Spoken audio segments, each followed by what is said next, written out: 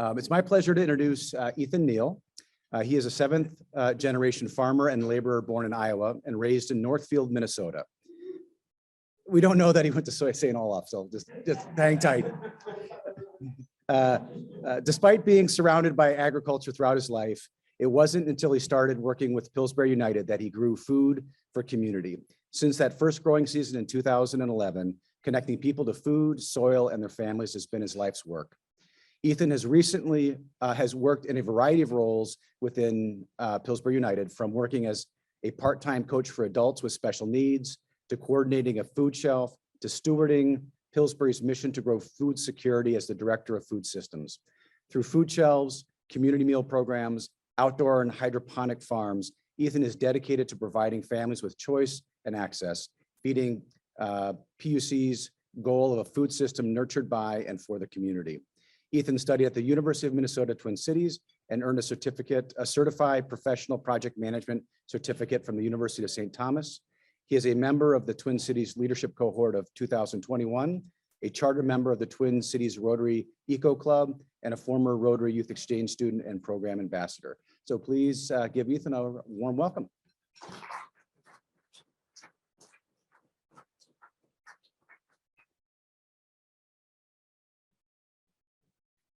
Wow, what an introduction. I sound really cool on paper. Hopefully that works, right? Clicker here, and Brock's gonna get us set up here. But before I get started, thank y'all for having me so much. What a friendly club. I was just telling our table over there, this is probably about my 25th presentation to Rotary clubs, but this one has made me feel really welcome. Y'all are so nice. That's amazing. Despite the yeah, I'm from the Carleton side of town, so I'm sorry. We call that 13th grade where I'm from. And so I came up to the city, and I'm so lucky to have come up to the city because that's where I really got introduced to Pillsbury United Communities. So a little bit about me. So y'all just heard that whole introduction. That's amazing. I was also an exchange student in Bolivia in 2008 and 2009 with Rotary. And so when I came back from Bolivia, I started working at IKEA for about 1 year while going to Normandale Community College. So I did the community college route before going into the university, figuring out what I was going to do, right? Doing the generals. I would always support people doing that. I know St. Olaf and Gustavus are great schools, and everyone in Northfield goes to that or Luther. And so for me, I went the community college route. Yeah, right. And I thought that was a really great opportunity to meet people and then get introduced to Pillsbury. So I'm 32 years old, and I've been at the same organization 11 years. So most of my professional development has all been in community-based development. I oftentimes joke I'm the only white guy in the food system at Pillsbury United Communities. We are a community-led, community-driven organization within Minneapolis. And today I'm going to talk about what that looks like for us. So as a director of food systems, it looks a lot of different ways, right? So this is who Pillsbury is. This is our mission. The other thing about going to a lot of Rotary clubs is a lot of people have a lot of different speaking styles, right? Some people just read right off the screen.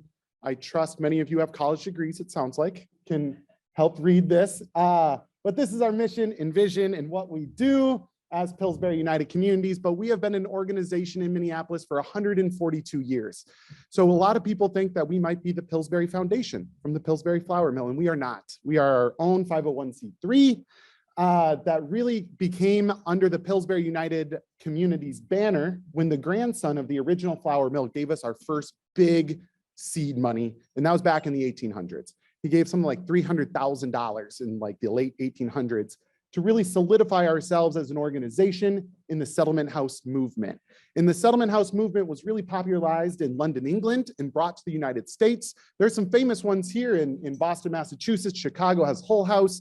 And the idea is really planting community centers.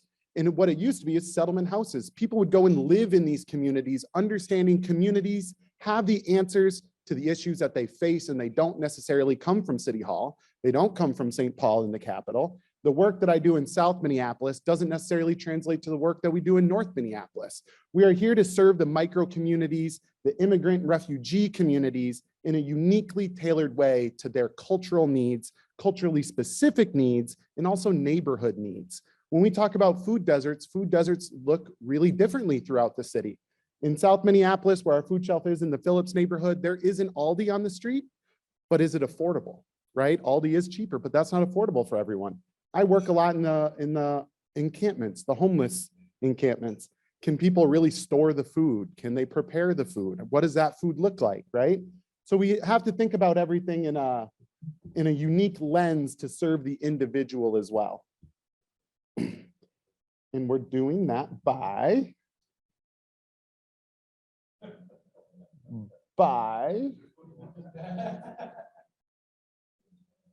there we go, a united system of change. A united system of change, really under the people, place, and prosperity concept of Pillsbury United Communities. So we're really trying to help people in their place and really aspire to prosperity, where we believe every single person in this city can live a prosperous life. Pillsbury United Communities, we've been in the news a lot lately because we just invested, and I want to say invested, not gifted, $1 million to the seniors at North High School, $10,000 for every student. And it is an investment. And in the speech, our CEO, Adair Mosley, talked about, we're investing in you. We want you to go to Chicago, go to Harvard, go to wherever, but remember where you're from and come back here after you've done that and reinvest into our communities, especially in North Minneapolis. And so that's been really great. And when I talk about the Pillsbury United Food ecosystem, this is what I'm talking about. So we have the one hydroponic farm. That hydroponic farm actually sits in the parking lot of a grocery store that we own and operate in North Minneapolis, that we built with a lot of other foundations, but in true partnership with North Memorial Health Institution. So we have community health workers and dietitians and pharmacy techs inside of a grocery store that's selling the produce that we then grow in our farms for half price to make produce then available. We want to make sure that everyone can participate in this farm to table movement that we're talking about, because a lot of people are being priced out of it. And it's a lot of people who want to be involved in farm to table, who want to eat healthy, are not able to access that. So what are the levers that we can pull to make sure that that is possible, right? So that farm is right there that we're talking about with the grocery store. We have outdoor farms that look in a variety of different ways that we'll talk about. We have 2 food shelves that we'll talk about, and then 2 community meal programs. So in our south side, we serve about 120 free lunches every day, and in north side, about 100 to 120 free dinners every night during the week. But where did these things come from? One of the really unique things, so this is one of the meals that we're serving out, is Settlement Workers Startup Soup Kitchen. So we call them community cafes. A lot of y'all would know them as soup kitchens, right? For us though, in the summertime, about 40% of those ingredients are coming straight from the farm. So it's not just what you think about as the cheapest food possible into a soup serving the community. We believe that everyone should be taken care of and deserve dignity and respect, and you can see that in the food that they are served. So this actually started in about 1918 for the flu epidemic, right? A lot of folks could not leave their homes. A lot of people had just died in World War II. There was a lot of single mothers and children that were in their homes, and that's actually kind of what brought in what we are doing today, right? And so a lot of what I'm talking about sounds revolutionary, especially when we start talking about agriculture and this food, but really it's just re-innovating things that have already been done and bringing it into the 21st century. People have been farming a long time. They didn't need hydroponics, right? So that's kind of where the meal program comes from. So now it's really about teaching, and we're just serving different communities. When we started in 1918, it was really working with the immigrants and refugees from Sweden. And they were refugees at this time, y'all. Like, this is Sweden, Germany, Irish folks like myself. When I talk about being a 7th generation Iowan, they were people fleeing Europe at that time, and we were teaching these folks culinary arts.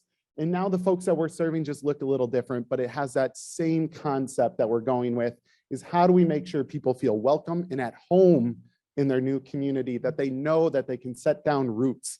And a lot of our gardening has to do that with that too, is physical roots of feeling welcome and feeling like Minneapolis can be their settled space.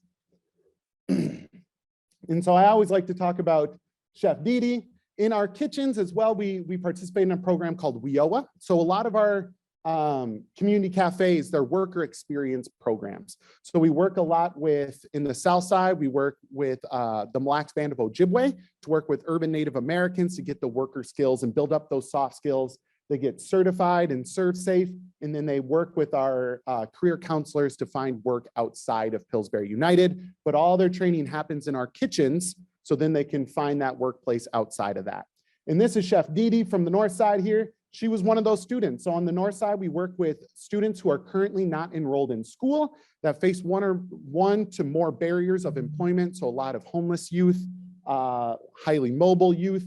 And we got her into that program when she was 16. She did a year of that program and then actually graduated, went to work, and now is our head chef and is teaching that next generation of young folks on the north side, those culinary arts skills. In a lot of Pillsbury, when you talk to folks, I was just talking to Doug Schmidt about being a fourth generation, Pillsbury also has fourth generation staff that they've had 4 generations working for this organization. That's how embedded in community it is. When we talk about investing in North High students, we hope those students go get degrees and then come back and work for us. And we're building our own talent force. We're not recruiting from California. We're not recruiting from other places. We believe in investing in building our own workforce. I was just lucky enough to come here as an adult, but still it's 11 years of being built up as a leader to be able to speak to Rotary clubs like this. And so our food shelves, we talk a lot about food shelves, right? I mean, you hear about it on the news, the increase in numbers and how many people we've seen. And that's all really important. I can spit out the numbers of this food shelf. This is in the Phillips Community Center. We went from serving about 600,000 pounds of food in 2019 to 1.2 million pounds of food in 2020 and to 1.8 million pounds in 2021. And now we're sitting just in the first quarter alone at about 800,000. So that you can see those numbers, and those are amazing numbers. But oftentimes, especially in my position as a director, numbers are great, but you can't forget the individuals, right? That we have to know that that's Maria and that's Luana, and those are the people that are in our community. We can see them on a regular basis. And a lot about what Second Harvest talks about, the food bank, is really trying to make people comfortable with asking for help. Rent is up, jobs are down for folks in our communities, right? So how do we make sure that that food is not something that they're worrying about? Let's take that off their plate and make sure that they're comfortable talking about it. Because yes, this is in Phillips, but those same things are happening in Minnetonka. Those same things are happening in Northfield, in Litchfield, in Ely. And so we have to really destigmatize folks reaching out for help, which is really important, because I promise you, especially in the state of Minnesota, we have enough money, resources, food organizations, when you think about some of the Fortune 500 companies we have here, to make sure that everyone is fed in our state. And so those numbers have really spiked, and that goes in the Cedar Riverside and Phillips neighborhood. And then when we talk about agriculture, this was actually Pillsbury United's original farm on the way out in the country on Lake Waconia, right? In the 1930s and 40s, where we would take urban youth and we would bring them out to the farm and teach them how to grow food with animal husbandry. It was called Camp Manakiki. It was a 40-acre day camp and agricultural center in Waconia, Minnesota, that Pillsbury eventually sold off. And now that translates to, this is the middle of North Side, so the meals are actually served in that building. This is our largest outdoor farm. And these are young folks from North High School's football team that came out and did their preseason working with us, right? I always call a lot of our farm work, I call CrossFit with a purpose, right? If you're gonna go be pushing 50-pound weights, get a wheelbarrow, do something with it, right? Get down there and start weeding. You can run between rows, you know, let's get it done. And so we work a lot with volunteer groups, with students in schools like that, to make sure that they're, one, learning about agriculture, because it's amazing. I don't think all these students are going to become farmers. That's not the goal. But for me, so much education in agriculture is outside of farming. So when this produce is sold into North Market, I have a 15-year-old young man from the north side named Peanut, who's my CFO. He runs our QuickBooks, he runs the Excel. He doesn't like to get his shoes dirty. And so now he's going to run the books. So he's learning to run a business, right? When we have root rot and we don't have the product, how do you talk to your customer about, I don't have that thing for you, but can I sell you this? And the customers and everyone we work with are those soft skills, because they're within Pillsbury United. We own the grocery store, we own the market, we own the cafe. And so everyone treats it as an opportunity to learn those skills. And then you think of all the science behind it, right? I mean, there's NPK, everything that we grow, there's science. Where we're farming in Phillips, we're in what's called the arsenic triangle. There's tons of arsenic and lead. So how do we do natural bio remediation? How do we work with the soil department at the University of Minnesota to do research in our neighborhoods, right? About soil quality. What does that look like for the produce that we're serving? Because it isn't safe to grow food everywhere, right? So how do we deal with those issues? And with the University of Minnesota and St. Thomas and these partnerships, it's really important to me and something that we've really reframed. I don't know if anyone here subscribes to The Agronomist, agronomy magazine. Any agronomists? No? A lot more economists in here, I bet. But we talked about this, and it was about soil research, but really it was about how do higher ed institutions and education institutions, what does their work look like in low-income communities? Because that research is often about them. It is about data extraction for those folks in the ivory towers and the universities that I went to and I love, but they're extracting data and none of that information is coming back to the community. The community is not getting anything for that data, right? They don't care that Dr. Nick Jelinski, I'll call him out because he's a wonderful human being, but they don't care that he just got published in Agronomy magazine. That doesn't help. So how do we partner with Jelinski's Soil Lab to do this research that then we can push out to the community so they know about the soil that they're growing in? How do we eliminate the fee so people can start testing their soils and send them into the lab for free instead of having to pay to find out that they have lead and arsenic in the soil that their youth are playing in, right? And so when we were doing that research, another one was the University of Minnesota Extension Program, where we were working with a doctor there who was doing research on pepper production. Specifically, how does planting annual pollinators inside of pepper patches increase pepper production? Literally, that's what it was. But she was doing all this research out on the St. Paul campus. And the way she does that is cut the tops off to weigh the seeds. That's how you know if there's more seeds or not, you weigh them.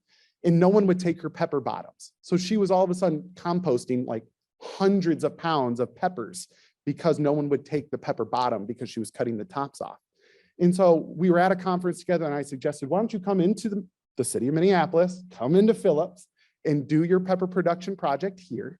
And instead, we'll actually talk to our chef and donate them up to the cafe, make sure that there's 100. And those are the days we have stuffed peppers, right? So let's reimagine what this partnership looks like to truly serve the community. Because I believe it happens in conversations just like today, to be honest. It was kind of just at a conference and we said, why don't you come here? And now they write about that project too, because all of a sudden her research truly is feeding the community, which I think is so important for agricultural researchers, right? They don't want to just know about the plants. It's really about growing food for people too. So it's all about finding unique opportunities to do that. So again, teaching generations of agriculture. This is in Cedar Riverside. This is working with some young Somali women that are just learning to plant. And something I'm really passionate about is sharing those stories. We work a lot with the indigenous community as well in South Minneapolis. And now, of course, the Somali community. And we work with Somali elders about passing down these traditions. There's amazing East African farming knowledge and techniques that kids that grow up in Cedar Riverside are not necessarily going to be privy to. And we'll lose all this knowledge in a generation or two if people aren't reconnected to it. So even if it's small garden beds like this, you can teach the key principles that have kept their families alive for generations and generations and generations. And we need to make sure that we continue to share that.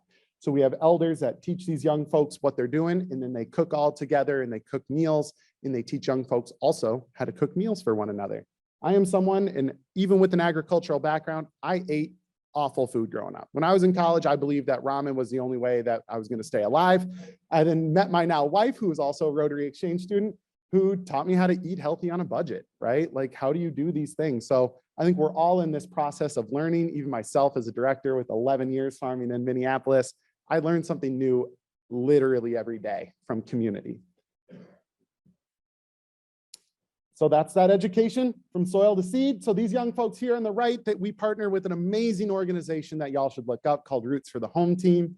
Roots for the Home Team actually partners with different youth agricultural groups, and they take these young folks and they introduce them to some of the best chefs in the city. James Beard award-winning chefs, Sean Sherman from Awamini, right? Like all these amazing people. They get chefs that really identify with the young folks that we work with. In Phillips, all of our students would identify as Latinx or Native. And so how do we start to incorporate that? And they develop a salad. And then that salad, we help grow the ingredients and they get paid to help harvest those ingredients. They learn the farming. And then they actually take the product, they sell it to the Minnesota Twins, where the Twins have their chefs cook it up. And then we have this salad cart at Minnesota Twins games.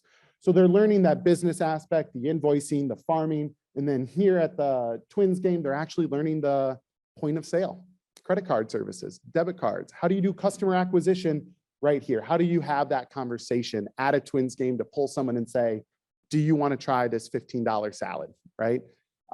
Because all prices are high at the Twins game. Let's get real. At least this is a healthy choice. And then the other cool thing is it's one of the few healthy choices at the Twin Stadium. I go with these students, and like the managers, players, the broadcasters, a lot of them get these salads as well because they're like, finally, there's a salad. Like, these are athletes. We forget about baseball players being athletes sometimes. No offense to any baseball players. I was a soccer player, so a lot more running. And then here's our Pillsbury United Farm in North Minneapolis as well. I love to use this as an example because this was a kickball field before, and with some help, we worked with Aramark and some other like big volunteer groups, and we were able to build out this farm. One cool thing you can see is like all the kind of big veg right there. That's all asparagus. It's the first time I've ever been able to plant asparagus, right? Asparagus takes about 3 years for you to get a harvest. It's something like that. So it's got to shoot up, and then it goes back down, shoots up, goes back down, shoots up. And so many folks that are working either in urban agriculture or in the emergency food system, we're not given time to think about 3 years ahead, right? You don't have time to plant asparagus. You need to plant annuals that you're going to have production now. And this place serves as an educational opportunity, but also a place for us to take a step back and do long-term planning. Because hunger is going to be an issue that we're going to see for a long time, and it's going to be exacerbated, right? And so how do we take this moment in time to do a 3-year plan, a 5-year plan, because we're going to get more asparagus this year. So we planted that in 2018. So last year was the first time that I ever got to harvest and sell asparagus. So I'm learning too, right? And so that's what Oak Park really is. That shed that's in back, we are working to turn into a food hub as a location for other gardeners and farmers in North Minneapolis and beyond to be able to stage their product there. There are 4 big things that especially urban producers face, which is they don't have distribution, they don't have market access, they don't have storage facilities, and they don't have a commercial kitchen, right? And so those are the things that we're working on here. So there'll be a big walk-in cooler. The commercial kitchen is inside the building itself, and we're going to be working with these farmers. Last year, I worked with my first 3 East African women farmers to get them into our marketplace, North Market, and the food shelves. So all of a sudden, food shelves that really became a place for old produce to go to be honest. We're saving produce from the grocery stores that didn't sell. We're bringing it in community and redistributing it. Now we're taking the farm and bringing it directly to the food shelf. So people that use food shelves are no longer last in line, they're first in line.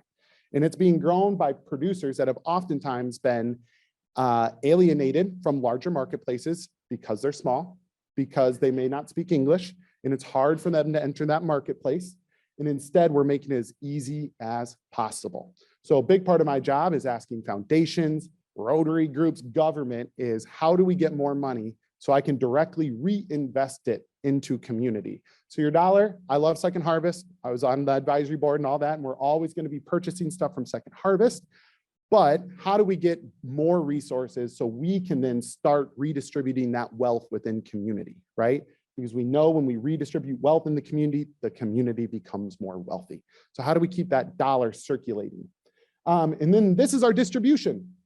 So when you think of food systems, you think of farm and farm ownership and farm laborers, of course. You think of the storage facilities and then who distributes it and then the market, right? To put numbers on it, a farmer in a good year sees about 3 to 5. If we take a bundle of collards, let's say, and it costs $1, a farmer sees about 3 to 5 cents of that dollar, right? Markets, including Lunds and Byerly's and all the big markets, they see about 5 to 7 cents of that dollar. It goes back to the actual market. The other stuff is all in distribution and the large entities that are buying up these quantities, right? And then redistributing it. And now at Pillsbury, we own the farm. We pay the farm workers because they're our interns, $15 an hour for youth experiencing homelessness. We now own the distribution. So something else that Pillsbury does is we have a bike shop that works with youth experiencing homelessness and teaches them how to build and maintain bikes. And they are now our bike courier service. So we distribute all of our product via these bicycles, these young folks getting paid. It doesn't make economic sense. Don't worry about it. We pay and it takes a lot longer than a vehicle, right? But that's not the point. We're bringing more people in. We're providing these opportunities for young folks while providing the service for community. and they distribute all that into the market that we now own. And anything that gets sold, that they're packing up this produce right now, gets delivered on a Tuesday. It's sold half price on a Wednesday. They go back on Thursday to deliver another load. And anything that didn't sell gets picked up. So it's only on the shelves for like 2 to 3 days. Harvested on a Monday, picked up on a Thursday if it didn't sell in the market, redistributed into our community meals. So with that, we had about a 90% success rate on anything that we grew got into the hands of a community member. On a national scale, it's about 40%. So by doing this within the urban community and within the city, we're able to get that to 90%. The 10% that goes to waste, that's compost for next year. So that's just used to grow more food. So that's what we call the system, the food system. And then of course, we're doing the future of farming. This is our hydroponic farm. That is, it's called a leafy green machine. We've partnered with a company called Freight Farm. We built this farm inside. So you get like a big container that has, it's like an IKEA DIY farm basically. But what you're seeing in that container that you would see on the highway, that same containers, it used to actually ship Chilean sea bass from Chile up to California. And then we refurbish it as this farm. And that is equal to 2.5 acres of outdoor growing space that we grow in vertical towers in hydroponic farming. That is 2 football fields and a half basically of outdoor space is in that container. And in that container, we only use 5 gallons of water a day for that irrigation, right?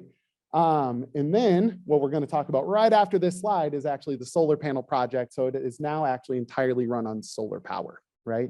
So if I were to dream and dream big, it would be to work with Rotary to get this into countries like Yemen, in Guatemala, and places that have issues, especially with water, because that is an efficient irrigation system that's inside of that. And if you can run it on solar, that is a beautiful thing. So that product is then sold into North Market. We like started our own brand and we were selling into other co-ops. Hey, thanks. And so, so it is selling into North Market. You can get the product there. And then we recently hired someone on Monday to be our new production assistant, which will give Micah, who's been our hydroponic farmer, time to work with entrepreneurs of color of how do we get more folks inside of North Market, work with other farmers, salsa makers, kimchi, whatever it might be, to help them start their businesses. How do we highlight them? A lot of the farmers I work with have never had an invoice. I help them with our invoice template. So I write an invoice to myself and then say, hey, can you give it to me? And then I cut them a check, right? So it's all about kind of that style of working. But the solar panel project in particular had a lot to do with our Twin Cities Rotary EcoClub grant. And that just has like a 3-minute video, which I believe we have time for. Oh, I killed it. I was going to be done at 8:20 and it is 8:17. This is the last thing here. And then we'll have some time for questions. Oh, wow. My hair's really getting long in that video. I don't see the back of my head very often. If you want to start it over, because it, shows the story. As Rotarians, we must address environmental sustainability and global climate change. My name is Steve Solbrack, and I'm a charter member of the Twin Cities Rotary EcoClub. One of the charter members of the Rotary EcoClub is Ethan Neal. I talked to Ethan about what are the opportunities through Pillsbury United Communities to collaborate with the Twin Cities Rotary EcoClub to do a significant project. Pillsbury United Communities had already started working with engineering students at the University of St. Thomas and started working on developing a plan to provide solar energy for their hydroponic freight farm in North Minneapolis, bringing fresh, healthy food to part of the Twin Cities that historically has been a food desert and an area of low income.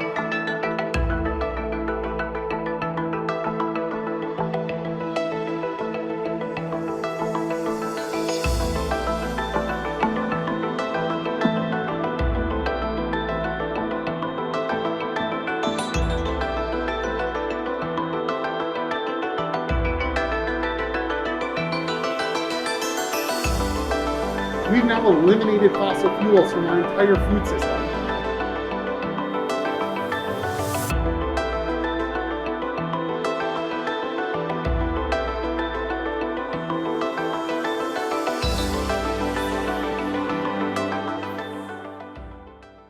There you go. So we submitted that to an iFixThePlanet Planet Rotary competition in which we won, I think, 4th place out of hundreds of submissions around the world about what does that partnership really look like. So that is how I'll end today's presentation. It sounds like we have a few minutes of Q&A if you'd like.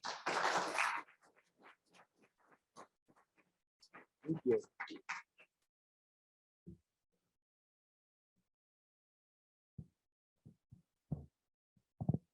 Ethan, thank you very much. Appreciate seeing the EcoClub's project there that a lot of clubs participated in, or a lot of Rotary clubs. Featured Steve Solbrock. Steve is not an Ole. He is a Gusty. He is. Okay. What's the next project that Rotary clubs can get involved with for Pillsbury? Wow, what a great question. I wasn't, give me some time to think about that. I'm getting ready for the season. So for me, what that would look like is helping support outdoor agriculture and doing kind of volunteer work within our current system. And then I got to be thinking about the next project, because Steve actually brought it up with me and I was like, no, y'all just blessed us so much. Like, let's find another organization, because there's a lot of amazing organizations out there. Like, you should support our food shelves. I would love that. But there are food shelves in your communities that need your support too. So I'm awful at asking for money. You can ask our gift officer all about that, because it's all about helping the community in which you're in as well. And that's really important. But thank you. And I'll keep you in mind. Yeah, thanks, Neal. This is a big picture question. When you started out explaining how the settlement house movement works here, I was just wondering, are these settlement house type programs, are they all connected in some way? For example, the International Institute on Como Avenue in St. Paul, I know they do some similar settlement type work. Could you just explain a little bit how that all works together, or doesn't? Yeah, so there's a big national organization. It was previously called the Alliance for Strong Families and Communities. And that's where we are all members of. The former settlement house and current settlement houses are all members of. They've now recently changed their name to Social Current. But we all learn from one another and work with one another. And there's an annual conference that I got to present at a few years ago in the beautiful city of Indianapolis, Indiana. Every other year it was in LA, in Miami. And I got sent to Indiana because I'm a farmer and they thought that'd be fun. I like sunshine too, guys. But yeah, so we're all together in that, and we all call ourselves sister organizations of serving the community in that way. Here in the Twin Cities, we do a lot of partnership, but it's not really under that settlement house banner anymore, to be honest.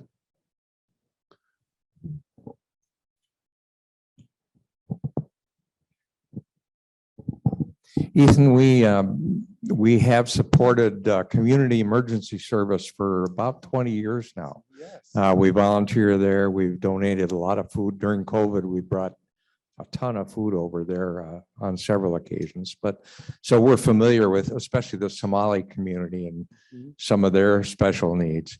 My question is, a lot of people do the hydroponic farming now. I'm curious if you're looking into raising like tilapia and catfish and then recirculating the water to fertilize the vegetables and plants. Yeah, that's an aquaponics setup, which is a little bit different because you can grow fish. I actually got married at an aquaponics farm just about an hour north of the cities, where we got to raise all of our own food for the wedding, actually. So that was really fun. But for me, what I always say is, I have killed more fish trying aquaponics than I do fishing. It's just too much. You got to keep those fish alive. You got to get your pHs balanced. So for me, hydroponics has been nice because it's going back to plants. So for us, aquaponics isn't necessarily on the table now, but ask me in a year and ask me after a big grant and we'll see what we're doing, right? If someone wants to see that happen, we will hire the right people. And so much of my job, and many of y'all know, it's about hiring the right people. I don't have to be the aquaponics farmer. There's a lot of beautiful knowledge in aquaponics that we could tap into. I know the Roof Depot site that's in South Minneapolis, right along like 24th and Hiawatha, is right now kind of fighting with the city council, discussing with, whatever you want to call it, about setting up an indoor farm that would include aquaponics that we would help be in a partnership with. But man, I've killed a lot of fish. Sorry. There any other questions? That's you. Great. Amazing.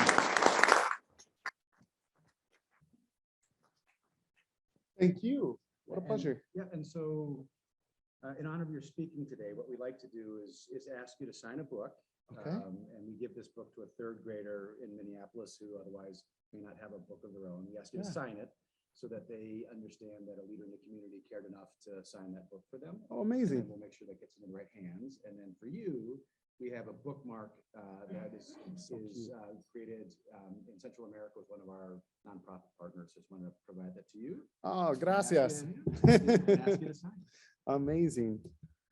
Very cool tradition. Y'all have so many amazing traditions. My dad's a Rotarian. He've always specifically said, I will never join a singing club.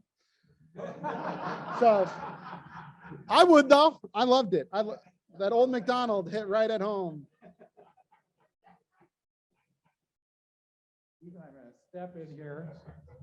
So Ethan, thank you so much for being with us today. I'll try to grab this. Next week, you are not coming here on Wednesday. You're coming here on Thursday. 7:15 is when the breakfast starts. The program will run until 9:15, so it's a little bit longer than normal. It's the Sunrise Forum. If you haven't signed up yet and don't want to go online and sign up, the sign-up sheets are back at the table back there where your badges are. So sign up or sign up online, but do it today because tomorrow is the cutoff. All right? Don't forget. All right. Thank you, Ethan, so much. Very nice to have you here. Todd, thank you for being our day chair. Tony, thank you so much for that great reflection. Sheila, thank you for being our greeter today. Mary Pat and Dick, thank you for helping us sign in. And Greg and Ross and Brock, thank you so much for the AV work. You all have a good Rotary week. We'll see you on Thursday.